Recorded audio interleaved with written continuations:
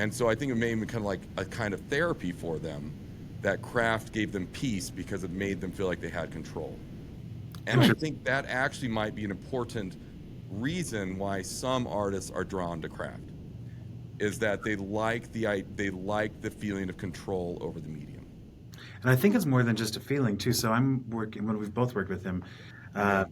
Jaime Belkin Garzon is he was at Harvard Medical for 17 years. He's head of, I'm going to get it mixed up, but he's at Children's Hospital and he's In Denver. in Denver, and he's part of like gastrointestinology, uh, and he's an artist. And so at USU, we are have just submitted a proposal for funding with us, Children's Hospital, University of Colorado, and Harvard to do a study on kids who have anxiety.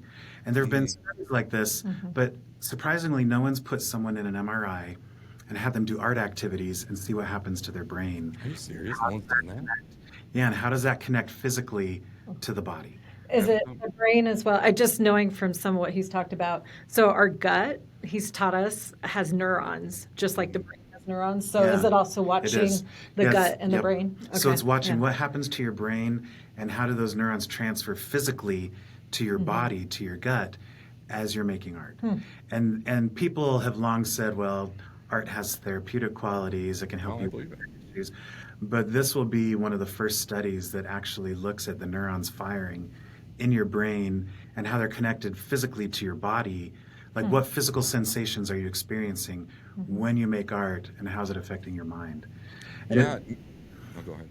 I was just going to say it's groundbreaking research, because if we can actually come up with scientific fact that art has these benefits and can physically and mentally help you, that opens up a whole new field. No, it does. And honestly, I think people find it like two really great artists I know. One of them, I'm going to leave off names because I don't know if they want me talking about medical conditions, but they're really, really great. And I have a lot of respect for them.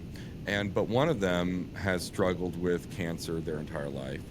And again, like this person can stand in front of a wall and with no paint covering, paint a mural without making a single mistake, because they have painted so much, so carefully. I mean, their craft is that spot on.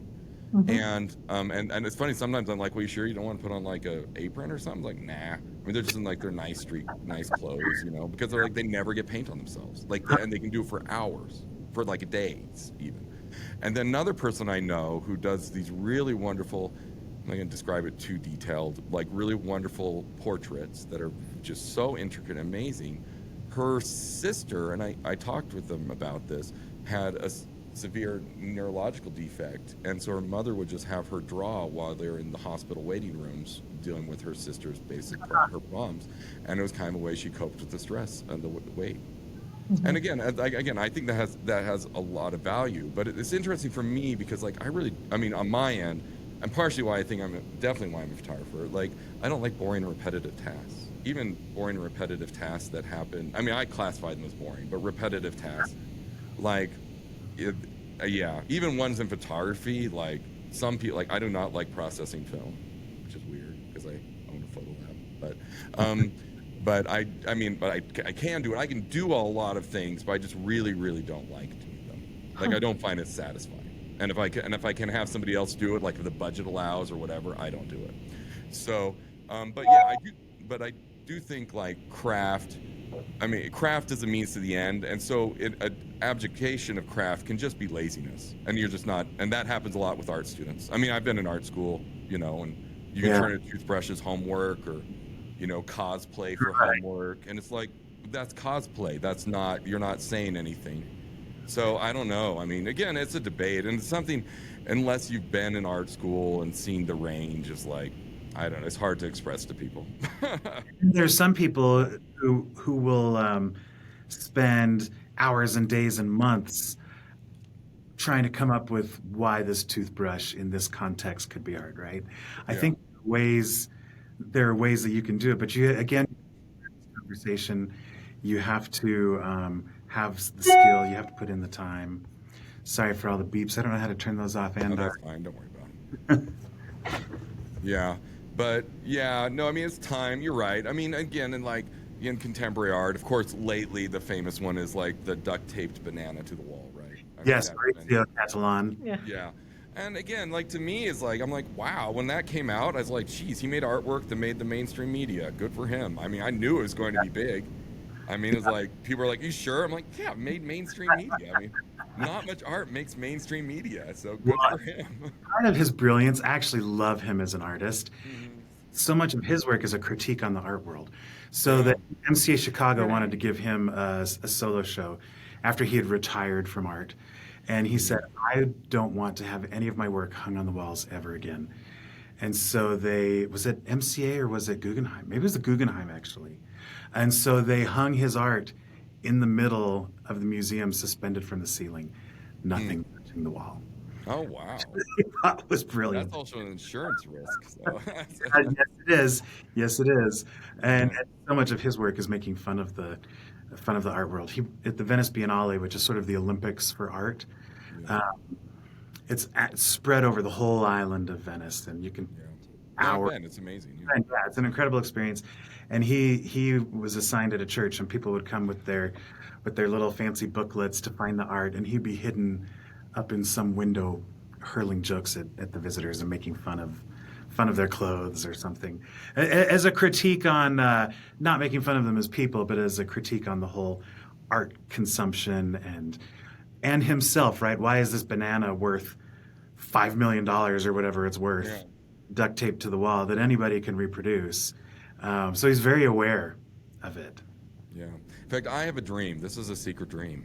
And if you want to, I mean, anyway, my secret dream is to make a sculpture garden, but all of copies.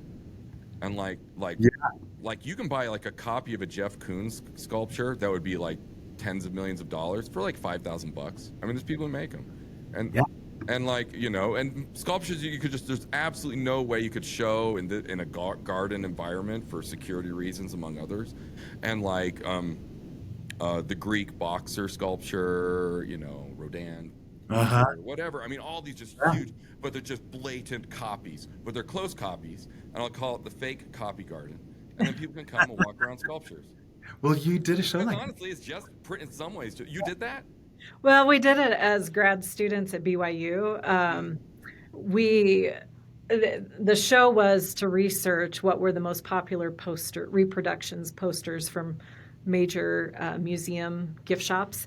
And what we did then was we hung it as if they were real. So putting Oh, there the you go. elaborate gold, carved frames that was about the wall color, the labels. But what we did is we used it as a teaching moment to say, there's so much kind of design wise, so many cues that when you walk into an art museum or an art experience that are cueing you into, and now in that case we were being satirical, right? Like we were saying, if you put enough fancy on this, if you put enough things that are coded, a traditional art museum, you're going to have this amazing experience.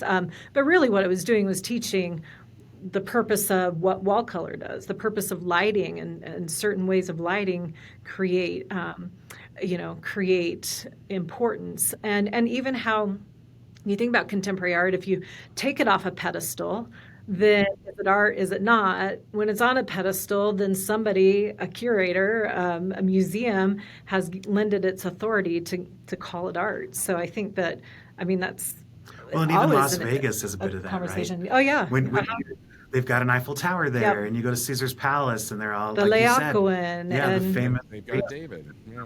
yeah. they do have David. And the great thing is, when you go, you see tourists taking selfies in front of these supposed Greek and Roman sculptures as if they're real when they're styrofoam copies, covered in glaze. I think they know it's not real. I don't know. I don't know. But yeah.